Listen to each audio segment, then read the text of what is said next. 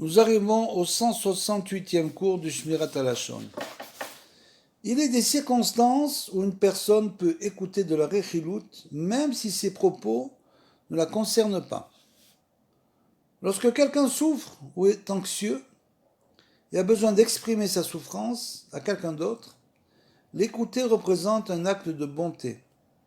Il faut cependant être sûr que c'est bien nécessaire. Il faut aussi éviter que cette façon de se soulager ne devienne une habitude chez cette personne. Comme on l'a expliqué précédemment, il y a des gens qui se plaignent sans arrêt des autres, etc. On peut les écouter une fois ou deux fois, au bout de 2-3 fois, il faut leur dire qu'ils se plaignent sans arrêt, que c'est un problème qui les concerne et qu'ils devraient régler eux-mêmes leurs problèmes.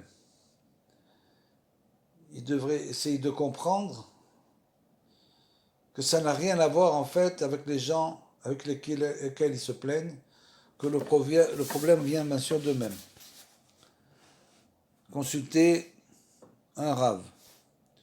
On peut également écouter de la Rechilut avec l'intention de montrer à l'interlocuteur que son interprétation des faits et du comportement des personnes en cause est fausse, pour la remettre dans le droit chemin.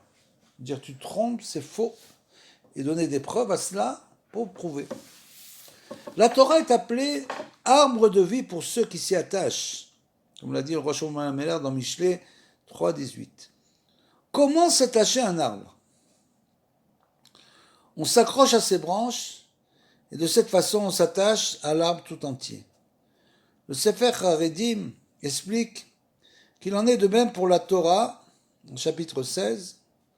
Pour s'attacher aux 613 mitzvot, il faut s'efforcer d'accomplir une mitzvah particulière avec une précision minutieuse et un dévouement total. C'est-à-dire qu'on ne nous demande pas d'être le juge de la génération, de faire toutes les mitzvahs entièrement de manière parfaite, mais il faut essayer de prendre une mitzvah, comme le dit Rabbeinu, Nachman. Il explique que pour les midot, c'est la même chose. On prend une bonne mida qu'on a et on la travaille jusqu'au bout. Quand on a fini cette mida, on attaque une autre. De la même manière pour la Torah, on prend une mitzvah et on essaye de se tenir au maximum à cette mitzvah. Par exemple, une personne dit « je vais mettre tous les jours les téphilines ». Voilà, c'est tout. Il a décidé, il va mettre les téphilines. Tous les jours. Il ne saute pas un jour. On met les téphilines. Ce dévouement pour un commandant unira l'âme à Dieu et à la Torah et le conduira à l'accomplissement de toutes les autres mitzvot. C'est sûr que si une personne qui fait teshuva, on lui dit tu n'as pas fait ci, tu n'as pas fait ça, tu n'as pas fait ci, tu n'as pas fait ça, il va rapidement tout arrêter. Il faut commencer petit à petit et lui dire au moins ça, tu le fais bien. Est-ce que tu dis le matin Modéani les faner? C'est tout. Rien que Modéani, oui, c'est tout. Tu fais que Modéani. Il fait teshuva, il est très loin. Comme ça, tu ne vas pas le décourager. Au contraire, tu vas l'encourager. Il va vouloir faire des autres mitzvot. Sachant qu'il a réussi à en faire une correctement, alors bien sûr, ça va l'encourager. C'est ce que nous enseigne le Talmud qui rapporte, Rabbi Nachman dit « Je serai récompensé dans le monde à venir pour avoir accompli avec zèle 3 repas shabbatiques. » Bien sûr, quand on dit repas shabbatique, c'est avec du pain.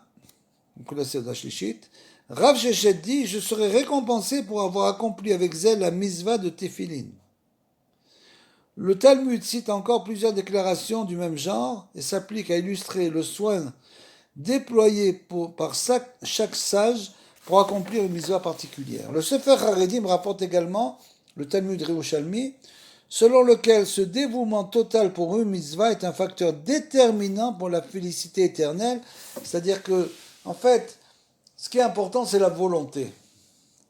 Dès l'instant où on arrive à avoir la volonté de faire une seule mitzvah, une seule, alors bien sûr, c'est notre volonté qui va se développer.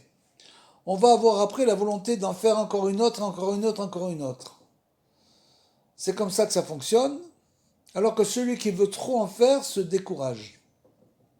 Il perd sa volonté de continuer. Ou bien les gens qui, comme on le sait, il y a des ascensions et des chutes sans arrêt dans la vie, qui en période de chute et ralentit son avodat Hashem, se dit finalement, regarde, j'arrive plus à rien faire. C'est pas vrai. Il fait beaucoup de choses. Il faut lui dire, non, tu fais beaucoup de choses. Tu mets les tefilines, tu vas à la synagogue, tu fais ci, tu fais là, tu manges kasher, tu fais énormément de choses. C'est vrai que tu étudies moins, etc. Mais malgré tout, donc, il faut toujours réfléchir et savoir, comme on le dira Beno, que la chute, tachlit, yerida, tachlit alia. C'est-à-dire que toujours la chute, c'est dans le but de remonter. C'est exactement comme dans les montagnes russes. Plus tu vas descendre de manière vertigineuse, plus ça va te donner de l'élan pour remonter en face. Et donc c'est la même chose.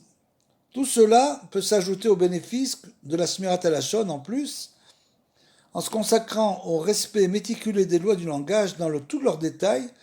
Partout et en toutes circonstances, on s'accrochera à une branche de l'arbre de vie et on méritera une récompense qu'aucun ange ne peut se représenter.